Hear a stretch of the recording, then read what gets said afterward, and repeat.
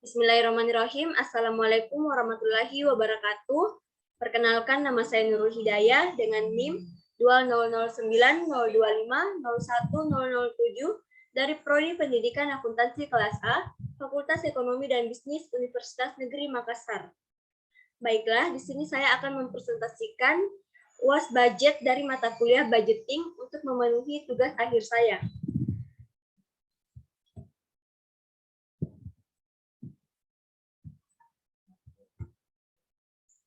Di sini saya akan menjawab soal esai dan menjawab soal mengenai konsep dasar penganggaran pendidikan.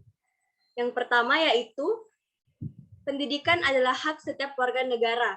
Menyelenggarakan pendidikan merupakan salah satu pelayanan negara kepada warganya atau public service obligation yang bertujuan untuk mencerdaskan mereka.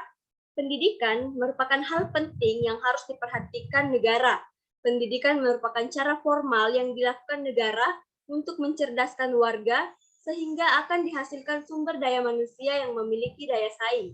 Dari proses pendidikan akan lahir para intelektual, politisi, ilmuwan, negarawan, guru, dan profesi.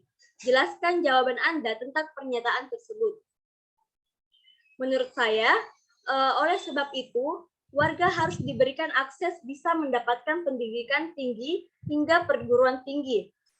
Jika dengan kuliah di perguruan tinggi akan dihasilkan kader-kader yang berkualitas untuk kemajuan negaranya.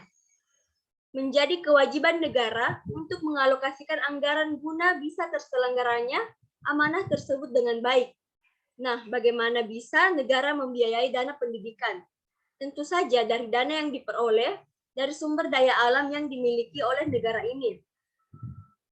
Dengan sumber daya alam yang ada, baik itu yang berada di daratan seperti tambang maupun sumber daya laut yang ikannya melimpah hingga dicuri negara lain. Lebih dari cukup untuk membiayai pendidikan dengan gratis. Tentu saja, jika semua sumber daya alam tersebut dikelola dan dimiliki oleh negara sendiri, karena itu pula mendidik warganya dapat menjadi cerdas, menguasai ilmu pengetahuan dan teknologi yang merupakan investasi negara. Sehingga negara akan memiliki sumber daya manusia yang berkualitas untuk mengeksplorasi sumber daya alam yang ada.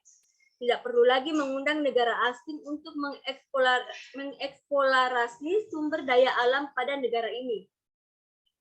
Selanjutnya pada soal nomor 2 yaitu setiap orang mempunyai kesempatan yang sama untuk memperoleh pendidikan. Kesempatan memperoleh pendidikan tersebut tidak dapat dibedakan menurut jenis kelamin, status sosial, ekonomi, agama, maupun letak geografis. Bagaimana menurut Anda dan jelaskan jawaban Anda? Bila dilihat dari definisinya, hak merupakan suatu kuasa untuk menerima segala sesuatu yang sudah semestinya diterima oleh dirinya. Hak sendiri bersifat universal, karena berlaku untuk semua orang tanpa memandang jenis kelamin, suku, ras, agama, budaya, dan hal lainnya. Hak ini juga dapat dipertahankan atau ditantang oleh pengadilan karena mencakup sesuatu yang sudah semestinya didapatkan. Dalam kehidupan manusia, hak juga kerap kali disebut sebagai hak asasi manusia. Salah satu bentuk realisasi hak di Indonesia ialah hak setiap warga untuk mendapatkan kesempatan pendidikan yang sama dan berkualitas. Pada dasarnya, mendapatkan pendidikan memang sudah sepatutnya menjadi hak yang dimiliki oleh setiap anak. Sebagaimana disampaikan oleh UNICEF, bahwa pendidikan adalah hak setiap anak dan harus diberikan secara gratis dan adil, baik itu bagi siswa laki-laki maupun siswa yang perempuan. Sementara di Indonesia, pemerintah juga mulai mengeluarkan Undang-Undang Nomor 23 Tahun 2002 dalam rangka mendapatkan pendidikan. Tercantum pada pasal 1 dalam undang-undang tersebut dikatakan bahwa setiap anak berhak memperoleh pendidikan dan pengajaran dalam rangka pengembangan pribadinya dan tingkat kecerdasannya sesuai dengan bidang yang diminatinya. Maka dari itu, pasal warga negara berhak untuk mendapatkan pendidikan yang layak, karena agar mereka dapat mengembangkan diri dan meningkatkan kecerdasannya sesuai dengan minat dan bakatnya. Baiklah, selanjutnya saya akan beralih pada soal yang pertama mengenai konsep dasar penganggaran pendidikan, yaitu jelaskan apa yang Anda pahami tentang BKT. Nah, BKT merupakan biaya keseluruhan operasi tiap mahasiswa atau mahasiswi per semester pada program studi. Biaya kuliah tunggal atau BKT ini digunakan sebagai dasar penelitian biaya yang dibebankan kepada mahasiswa, masyarakat, dan pemerintah. Besaran BKT ini pun bervariasi, tergantung pada PTN yang bersangkutan, misalnya indeks program studi, indeks PTN, dan indeks kemahalan wilayah. Keempat faktor tersebut dilakukan dan hasilnya akan mendapatkan biaya kuliah tunggal. Selanjutnya pada soal yang kedua yaitu jelaskan yang Anda pahami tentang UKT. UKT adalah biaya yang ditanggung mahasiswa sesuai dengan kemampuan ekonominya. Besaran UKT ditentukan dari BKT yang dikurangi bantuan operasional PTN dari pemerintah yang memiliki kemampuan ekonomi. UKT dimaksudkan untuk meringankan biaya kuliah dengan subsidi silang. UKT juga meniadakan uang pangkal atau uang gedung yang sejatinya kemudian didistribusikan untuk dibayarkan merata setiap semester. Selain uang pangkal, uang UKT juga sudah mencakup uang alma mater, uang praktikum, dan penunjang-penunjang perkuliahan yang lain. Dengan demikian, tidak ada pungutan biaya lain lagi pada mahasiswa selama 8 semester masa perkuliahan. Selanjutnya, pada soal nomor 3, yaitu apa saja unsur-unsur dalam perhitungan BKT. Nah, bisa kita lihat ada beberapa unsur pada perhitungan BKT. Yang pertama, biaya operasi, biaya dosen, biaya tenaga kerja kependidikan, biaya investasi, dan biaya pengembangan. Selanjutnya, yaitu silahkan Anda baca Undang-Undang Nomor 12 Tahun 2012 dan memberikan komentar tentang penganggaran pendidikan dalam Undang-Undang Dasar.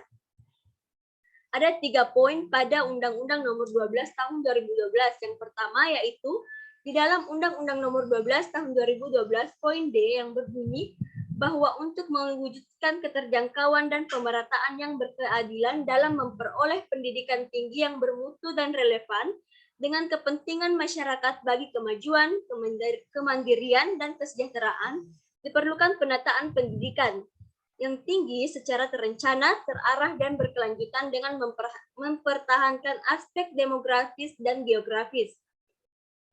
Yang kedua yaitu dalam poin tersebut menyebutkan memperoleh pendidikan tinggi, tetapi faktanya banyak masyarakat atau anak-anak jalanan berada di kota yang makmur yang seharusnya pemerintah lebih memperhatikan mereka agar kehidupan mereka bisa sejahtera.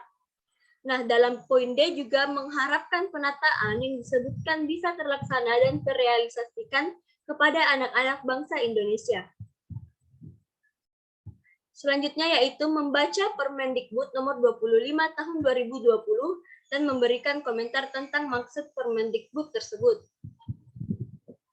Ada 3 yang diatur pada Permendikbud nomor 25 tahun 2020. Yang pertama yaitu mengatur tentang keringanan pembayaran UKT di PTN, pengatur kebijakan penambah jumlah mahasiswa, dan penerima bantuan UKT, dan yang terakhir yaitu mengatur kebijakan bos afirmasi dan bos kinerja.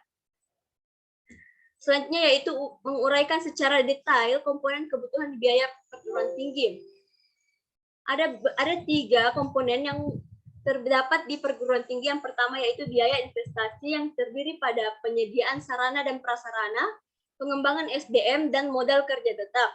Selanjutnya yaitu biaya operasional, yaitu kegiatan kelas, misalnya kuliah tatap muka, UTS, UAS, dan lain-lain. Selanjutnya yaitu kegiatan laboratorium. Dan yang terakhir yaitu biaya personal seperti transportasi, ATK, dan lain-lain. Baiklah, itu yang dapat saya sampaikan. Sekian dan terima kasih. Kurang dan lebihnya mohon dimaafkan. Wassalamualaikum warahmatullahi wabarakatuh.